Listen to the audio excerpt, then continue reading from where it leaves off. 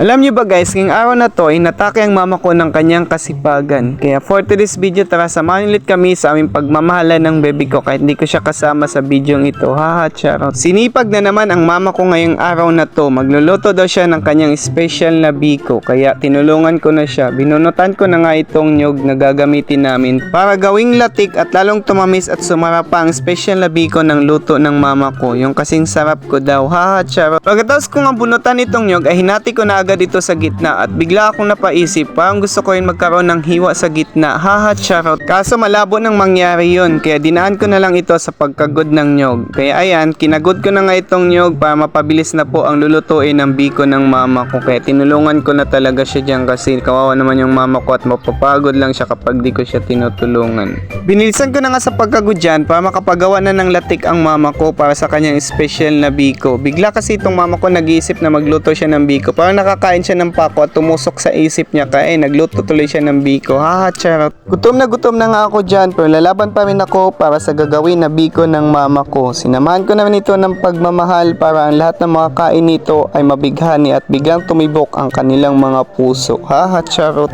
Hindi nga pala madali ang magkagod ng nyog. Parang pag-ibig lang. Mahirapan ka ba na magmahal bago maging kayo? Haha, charot. Parang sa pagluluto lang din ng biko, mahirap ang proseso. Pero itong mama ko, hindi to talaga siya magpapaawat kaya magluluto daw talaga siya ngayong araw na to ng biko. Haha, charot. Pagkatapos ko nga magkagod ng nyog ay kinuha na agad ito ng mama ko para makapagsimula na siya sa paggawa ng masarap na latik. Tapos na kasi siya magsaing ng malagkit kaya yun na lang latik ang kanyang inaantay.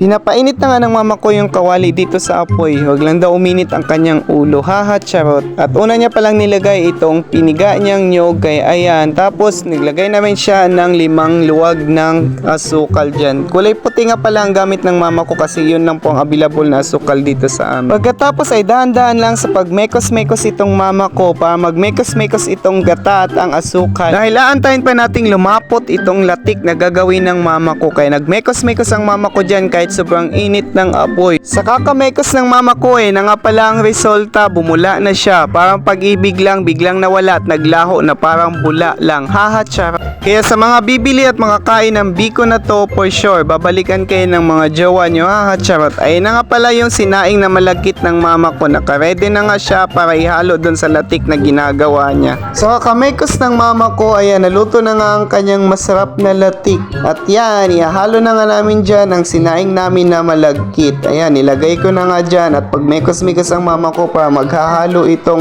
malagkit at ang masarap niyang latik. Sa pagluto ng biko ay kailangan natin to samahan ng konting pagmamahal para mas lalo pang sumarap ang ating nilutong biko.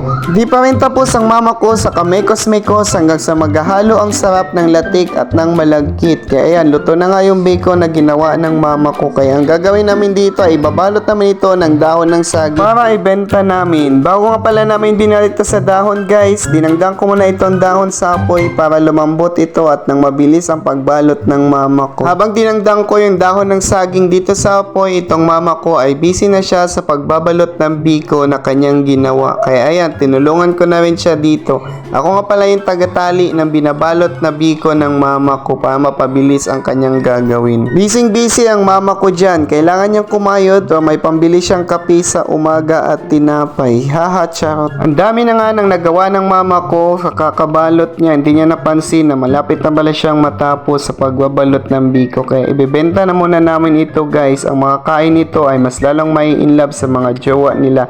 Haha, charot. Kaya ayan guys, hanggang dito lang muna ang video na to kasi ibebenta ko muna itong biko na ginawa ng mama ko. Kaya sana maubos ito at maraming salamat. At huwag kalimutang mag-like and follow sa aming Facebook page na Team Bibi ko at mag-subscribe sa aming YouTube channel na Team Bibi ko. Maraming salamat sa mga nanonood sa aming video at patuloy na subaybay sa Team Bibi ko. Thank you so much at hanggang sa muli. Babush!